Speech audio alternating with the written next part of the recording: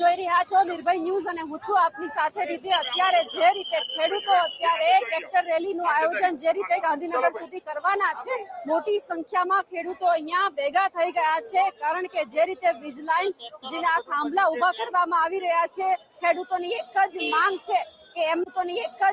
છે કે એમને પૂરતું વળતર આપવામાં આવે, અને જો વળતર આપવામાં નહીં આવે તો એમને એમના ખેતરની અંદર જે થાંભલા નાખવામાં આવ્યા છે તેમનું ક્યાંક જે ભાડું છે તે આપવામાં. મારી સાથે અત્યારે અહીંયા અલગ અલગ કાર્યકર્તાઓ અને ખેડૂતો હાજર છે, તેમની સાથે વાત કરવી છે.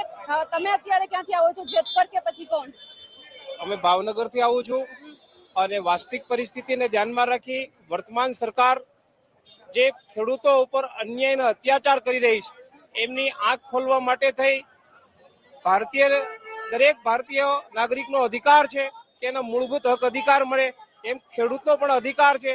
પરંતુ આ સરકાર તાનાશાહીમાં માને છે, મળતિયાઓમાં માને છે, સામાન્ય માણસને ન્યાય મળતો નથી. ત્યારે ફરજ બને છે આપણી સૌની કે આ લોકોને હિટલર જેવું શાસન છે એમાંથી મુક્તિ મળે. આ સરકાર નથી પરંતુ ઈસ્ટ ઇન્ડિયા કંપની છે કે જ્યાં જેમને જાજો નફો મળે એમને જ ફાયદો કરાવે છે.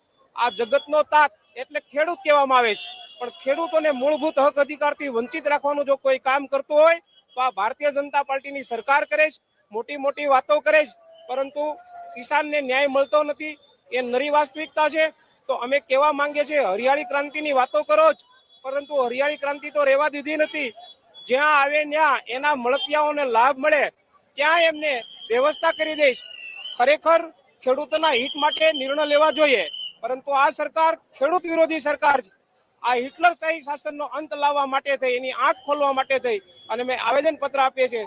પ્રદેશ કોંગ્રેસ સમિતિ જિગ્નેશભાઈ મેવાણી હોય, પાલભાઈ આંબલિયા હોય, લાલજીભાઈ દેસાઈ હોય, આ બધાની મહેનત ખેડૂતોને ન્યાય અપાવવા માટેની, એ ન્યાયના સંઘર્ષના સહભાગી બનવા માટે આવ્યા છે. લાગે છે કે ગાંધીનગર ખેડૂતોને જવા દેશે?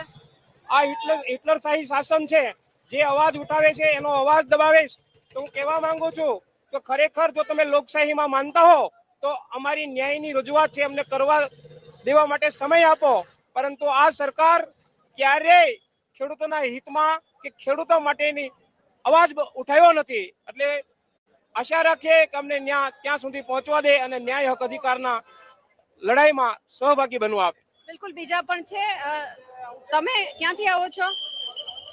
મારું નામ ભરતસિંહ ઝાલા, હું કિસાન આગેવાન. અમારું સંગઠન ક્રાંતિ છે. રૂકે ન જો, ઝુકે ન જો, ફૂટે ન જો, વહી ઇન્કલાબ હે, जुल्म का जवाब है. બિલકુલ, ટી શર્ટ પહેર્યું છે, લખ્યું છે ખેડૂતો, ખેતી સાથે સંકળાયેલા મજદૂરો ને પશુપાલકો તેમજ માછીમારી કરનાર મજદૂરના જીવનમાં સુખ સમૃદ્ધિ માટે યોગ્ય કૃષિ નીતિ બનાવી અમલ કરો. લાગે છે કે અહીંયા જે આ પાવર ગ્રીડ કંપનીના થાંભલા નાખવામાં આવે છે, કંઈક ખેડૂતોને મળશે એમ કે ખાલી એમને પોતાના જમીન છે એ જ આપી દેવાની પ્રાઇવેટ કંપનીને? આજે બહુ મહત્વની વાત છે. સમગ્ર ગુજરાતમાંથી કિસાનો આજે ઉમટી પડ્યા છે કે મોગલોએ, અંગ્રેજોએ કે અકબરે પણ ખેડૂતોની જમીન છૂટવી નહોતી. આજે દુઃખ અને લોહીના આંસુ સાથે જણાવવાનું છે કે ભારતીય જનતા પાર્ટીની સરકાર પ્રાઇવેટ કંપનીઓને ગુજરાતના ખેડૂતોની જમીનમાં વીજપોલ નાખી રહી છે. ખેડૂતોની મંજૂરી વગર સુપ્રીમ કોર્ટના ચુકાદા, હાઈકોર્ટના ચુકાદા અને ભારતીય બંધારણની કલમ 21 મુજબ ખેડૂતોને પણ જીવન જીવવાનો અધિકાર છે. એ જીવન જીવવાનો અધિકાર પણ આ સરકાર છીનવી લે છે. એટલે અમે કોઈ પણ પક્ષમાં નથી, કોઈ પક્ષને મજબૂત કરવા માટે અમે નથી આવ્યા, પણ અમે કહેવા આવ્યા છીએ કાલે બાદલ છાયે, સંઘર્ષ કે દિન આયે.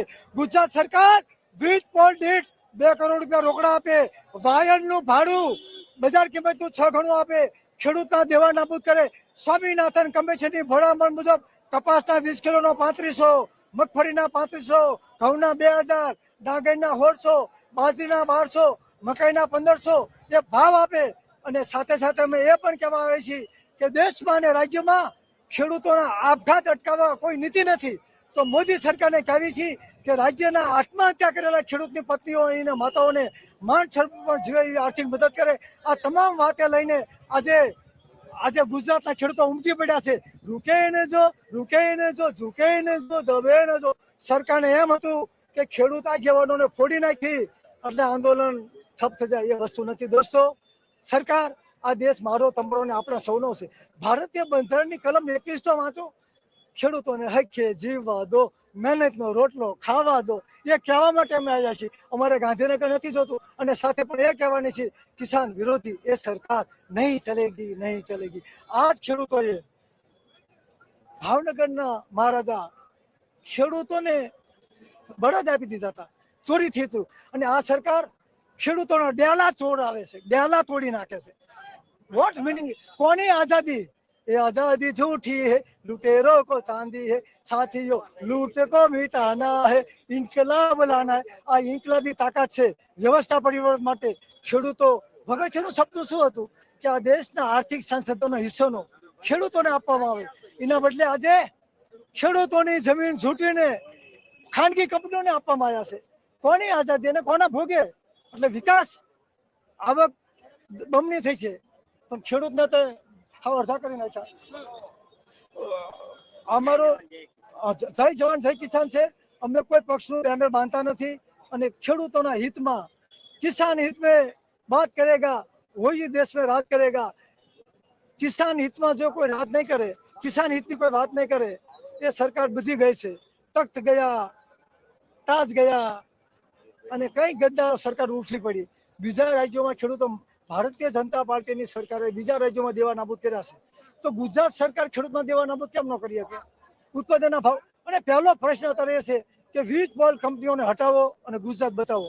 વાત કરો કે સોમનાથમાં હમીરસિંહ ગોહિલે સોમનાથને મંદિર બચાવવા માટે શહીદ થયા, અને આજે આજ શેતાન સરકાર ખેડૂતોના ખેતરમાં વીજ પોલ નાખે છે. શરમ આવી જોઈએ. શરમ. આપણે મેં જે કીધું ને ગાંધીજીનું, વૈષ્ણવજન તો એને કહીએ જે પીડ પરાઈ જાણે રે, પણ દુઃખે ઉપકાર કરે. તો મન આ ગાંધીજીના ગુજરાતમાં અમે ખેડૂતોને જમીન ટોચ મળે તેમાં દરબારીઓ જમીન આપી, હજી જમીન પાછી નથી માંગી. અને અમે જમીન આપી ખેડૂતોને, અને એ જમીનમાં વીજ પોલ કંપની નાખે તો ગુજરાતના ક્ષત્રિયો પણ કહે છે કે ચોરો હવે ભારત છોડો. પણ ક્યાં ગાંધીના ગુજરાતમાં ભાજપ સરકાર ક્યાં ખેડૂતોની પીડા જાણે છે? નથી જ જાણતી. તમે જોઈ શકો છો કે અત્યારે વાવણીનો સમય છે ખેડૂતોને, અને તમે જોયું, તમે જ કવરેજ કરવા આવ્યા હતા ગોંડ ગામે, અને વાત કરીએ તો અત્યારે અમને ખેડૂતોને ખેતરના અંદર વાવણી કરવા જવા દેતા નથી. ઘરે ટ્રેક્ટર પડ્યા છે. તો અમારી મુખ્ય માંગ એ જ છે કે વીજ થાંભલા નાખવામાં આવે છે, હાઈ ટેન્શન લાઈન એ તાત્કાલિક તમામ રદ કરવામાં આવે. અને ખેડૂતોને અત્યારે વાવણીનો સમય છે, ખેડૂતોને વાવણી કરવામાં જવા દેવામાં આવે.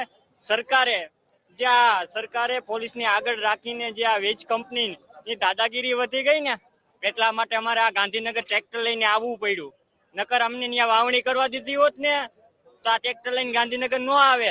એટલે ખાસ કરીને વિનંતી છે કે સાંજમાં સમજી જજો. ગુજરાતના મુખ્યમંત્રીને કહું છું, અમદાવાદ પહોંચી ગયા છીએ અને કલાકની અંદર ગાંધીનગરની અંદર પણ પહોંચી છીએ. તમને ચેતવણી છે કે આવનારા સમયની અંદર જે હાઈ ટેન્શન બાબતે જે તમે 2 જિલ્લાને વાણિજ્ય હેતુ પ્રમાણે આપ્યો છો, અને પછી તમે જ તમારા શબ્દના મોઢે એમ કહો છો કે હવે ગુજરાતનો એક પણ જિલ્લો વાણિજ્ય હેતુ પ્રમાણે ચૂકવવામાં નહીં આવે. શું આ સરકાર, આ પબ્લિકે તમને ચૂંટીને મુખ્યમંત્રી બનાવ્યા છે? આ જ લોકશાહીની અંદર આ જ ખેડૂતો અને મજૂરો તમને આ સરકારમાંથી હટાવી શકે છે? તમારા બાપનું કોઈનું શાસન નથી, આ ખેડૂતોનું અને આમ જનતાનું શાસન છે. પણ લાગે છે ગાંધીનગરમાં આજે આ તમારો અવાજ એમના સુધી પહોંચે, સરકારને જગાડશે? ચોક્કસપણે. જ્યાં સુધી અમારો નિકાલ નહીં આવે ત્યાં સુધી એને અમે ગાંધીનગરમાં જ ઘેરાવો નાખવાના છીએ. અને આવનારા સમયની અંદર કરવું પડે પણ કોઈ પણ જાતનું આંદોલન, અમારી પૂરેપૂરી તૈયારી છે. એટલે આજે સરકારને જગાડવાની. સરકારે અત્યાર સુધી કોઈ જવાબ આપ્યો છે? સરકારનું હજી પેટનું પાણી પણ નથી આવેલું. તમે જોઈ શકો છો કે કોંઢ અને જેતપુર કે જે હાઈ લેવલ અત્યારે મુદ્દો જાગ્યો છે હાઈ ટેન્શન બાબતે. પણ બીજી મારે વાત એ કરવી છે કે છેલ્લા 30 દિવસથી કોંઢ ગામે જે હાઈ ટેન્શન બાબતે વિરોધ દર્શાવી રહ્યા છે ખેડૂતોએ, અને બધાને ખ્યાલ છે. મુખ્યમંત્રીને અમે પણ 2 વાર રજૂઆત કરવા ગયા હતા, પણ મુખ્યમંત્રીનો કોઈ પણ પોઝિટિવ આજ સુધી જવાબ નથી આવ્યો. એટલા માટે અમે ગાંધીનગર આવ્યો છે. અને ગાંધીનગરથી જ જે અમારા ધારાસભ્ય જે પ્રકાશભાઈ વરમોરા, જેતપુરની અંદર એનો મત વિસ્તાર પણ નથી આવતો, અને એ મત વિસ્તાર નથી આવતો જેતપુરની અંદર ખેડૂતોને વારે જાય છે. તો છેલ્લા 30 દિવસથી જે સૌથી હળવદ અને ધાંગધ્રા વિધાનસભાની અંદર સૌથી વોટિંગ ધરાવતું કોંઢ ગામ, અને 6000 ની લીડથી પ્રકાશભાઈ તમને સચિવાલયની અંદર વિધાનસભાની અંદર બેસાડ્યા છે અને તમે ઘરના છોકરા ઘંટી ચાટે અને બહાર તમે આંટો દેવા ગયા છો. તો તમે પ્રકાશભાઈ તમે આ મીડિયાના માધ્યમથી સાંભળી લેજો કે આવનારા સમયની અંદર અમને ખબર છે તમે ચિઠ્ઠીના ચાકર છો. તમને ગાંધીનગર અને દિલ્હીથી ઓર્ડર આવ્યો હોય છે કે તમે જેતપુર જાઓ. જેતપુર જવાનો મુખ્ય મુદ્દો એ કે ત્યાં પાટીદારની વસ્તી વધારે છે કે આખા ગુજરાતની અંદર પાટીદાર 2027 ની અંદર વિરોધ મતદાન કરશે તો આપણી ભાજપ સરકાર જશે. એટલે તમે ત્યાં જેતપુર દોડીને ગયા છો. 30 દિવસથી તમને કોણ કેમ નહોતું દેખાતું? 2 દિવસની અંદર જેતપુર દેખાવામાં આવ્યું. એટલે બીજી અમારી માંગ એ છે કે નાના ખેડૂત છે કે નાના ખેડૂત હાઈ ટેન્શન બાબતે વીજપોલ ઉભો થઈ જાય છે તો એની હવે પાક આપણે વાત કરીએ. પ્રધાનમંત્રીએ વાત કરી હતી કે 2022 ખેડૂતોની આવક ડબલ થશે. આવક ડબલની વાત શું, આવક અત્યારે ડબલ થઈ ગઈ છે. અત્યારે તમે 3 મહિના પહેલા તમે વાત કરો કે 3 મહિના પહેલા જ સમય આ ખાતરના 300 થી 700 રૂપિયા ડીએપી એસપી ખાતરમાં વધારો આવ્યો. તો પછી હવે અમારે ખેડૂતોને જે અમારી જમીન તો કલેક્ટરે હુકમ કર્યો છે, ટાવર નાખી દીધા છે, જમીન બચાવી નથી, પોષણક્ષમ ભાવ નથી મળતા, એ માટે અમારે ગોડાઉન બનાવવું છે. હવે તમને કલેક્ટરનો હુકમ છે એ કોરિડોરની અંદર તમે ગોડાઉન કે ખાલી એક ગાય બાંધવાનું નાનું એક ધાર્યું પણ ન બનાવી શકો તો અમારે ગોડાઉન બનાવવું છે. એટલે સરકારને વિનંતી છે કે જે સરકારી જમીન છે, સરકારી જમીન અમને તમે જે જંત્રી પ્રમાણે અમને જે વળતર ચૂકવવાની વાત કરી છે ને એ જંત્રી પ્રમાણે અમારે ગોડાઉન બનાવવા માટે અમને જમીન આપો. હવે તમે ગોડાઉન બનાવી નથી શકવાના, અમારી પાસે જમીન નથી રહી તો અમને અને બીજી વાત કરું કે આ ભાજપ સરકાર અને એના મંત્રી તંત્રી કે ધારાસભ્ય એમ કે છે કે વીજળીની આપણે ખાસ જરૂર છે, વીજળી દેશ માટે સેવા માટેનું કાર્ય છે તો અમારે પણ સેવા કરવી છે. આજે અમે ગાંધીનગર જઈએ છીએ, અમે મુખ્યમંત્રી પાસે સચિવાલયની અંદર એક ઓફિસ માગશી. અમારે સેવા જ કરવી છે કે જે નિર્ધારિત વ્યક્તિ છે, નિરાધાર વ્યક્તિ છે, એને આવકના દાખલા હોય, રેશન કાર્ડ હોય, કેવાયસી કરવું હોય, એ બાબતે અમને સચિવાલયની અંદર એક ઓફિસ આપે જંત્રી પ્રમાણે. તમે અમને અહીંયા જંત્રીના શીખવાડો ને કાયદો, અમને આ જંત્રી પ્રમાણે સુરેન્દ્રનગરની જે જંત્રી હાલે છે ને એ જંત્રી પ્રમાણે અમને એક ઓફિસ આપો સચિવાલયની અંદર. અમારે પણ સેવા કરવી છે. આ કોઈ કંપની સેવા કરવા નથી આવતું, ખાલી ફક્ત ને ફક્ત ખેડૂતોને ઉલ્લુ બનાવે છે અને આ કંપની ધંધો કરવા આવે છે. આ લાઈન ગુજરાતને એક પણ વીજળી, એક યુનિટ વીજળી આપવાની નથી અને ગુજરાત સરકારને અંબાણી અદાણી જે ગુજરાત સરકારને મફત વીજળી આપતી હોય તો આ 382 રૂપિયા પર મીટરે આપે છે. 382 રૂપિયા પણ અમારે જોતા નથી. અમે આજથી જગતનો તાત આખા દેશનું પેટ ભરતો આવ્યો છે ને ભવિષ્યમાં ભરવાનો છે. 382 અમારે પણ નથી જોતા, પણ ગુજરાત સરકારને મફત વીજળી આપવી પડે નહીં. આંતરરાજ્યની અંદર પર યુનિટે 15 રૂપિયા બીજા સરકાર પાસેથી વીજળી ખરીદવાના છે. એટલે એ ધંધો કરે છે, અમારા ભોગે ધંધો કરે છે, અમારી જમીન ઉપર, અમારી બાપ દાદાની જમીન ઉપર. આ કઈ રીતનું હાલે? તમે એક વાત કરો કે અત્યારે આ મોબાઈલ ટાવર છે 2003 ઇલેક્ટ્રિક કાયદા પ્રમાણે એને માસિક ભાડું ચૂકવવામાં આવે છે તો ખેડૂતોને આનું કેમ માસિક ભાડું ચૂકવવામાં નથી આવતું? એટલે અમારી માંગ એ છે કે ખેડૂતોને માસિક ભાડું મહિને 30,000 રૂપિયાનું ચૂકવવામાં આવે.